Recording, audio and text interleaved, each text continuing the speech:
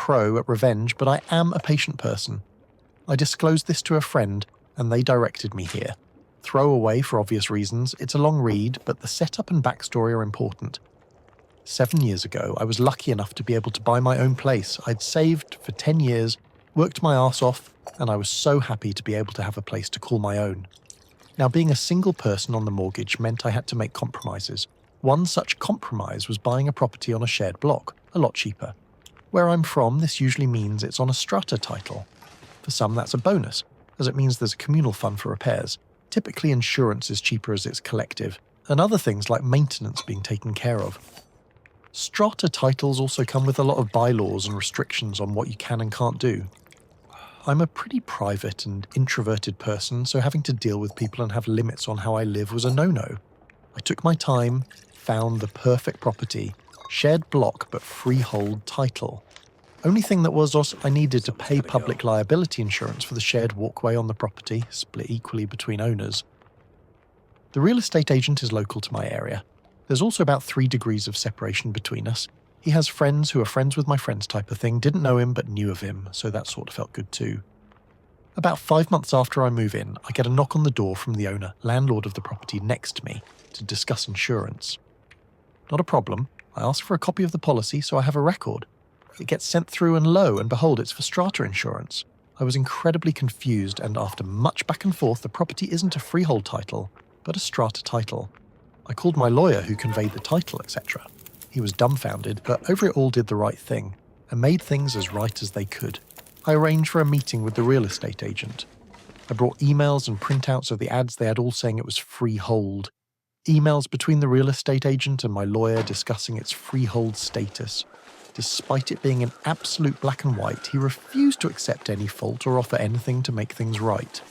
I don't begrudge that. He's looking out for himself, I get that. However, I wouldn't forget it. I did enter into mediation with the real estate agent, and all I asked for was, when the time came for me to sell, they'd do it or cover the costs. I thought this was reasonable, but they flat out refused, offered me £1,000 to go away, which I refused. I had the option to pursue them legally, and was advised by the mediator to do so. But ultimately I decided against it for a few reasons, the main one being my health at the time.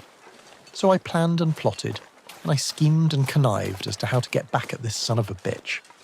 And I settled on this.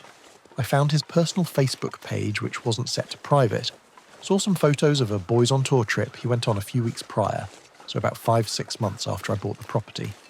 I also found his address through a business registration search. On the anniversary of the sale, for 6 years straight, I sent them flowers with a note. Dear real estate agent, remembering you on this, our special day. She has your eyes. Love, Elle. They varied ever so slightly over the years, but always had on this, our special day, and some weird inference to a love child and a desire to reconnect. I also, from time to time, arranged for postcards and letters to be sent from another country, the one he was on tour in, always signed Love, Elle. I learned about 3 weeks ago that this guy had recently divorced, lost his home, and is not longer working as a real estate agent. His wife had found out he cheated on her. The story I was told, through said friends of friends, went along the lines of, he would get weird gifts and flowers every year, same day, every year. She, his wife, finally put 2 and 2 together and realised what the date was, and he admitted to cheating on her.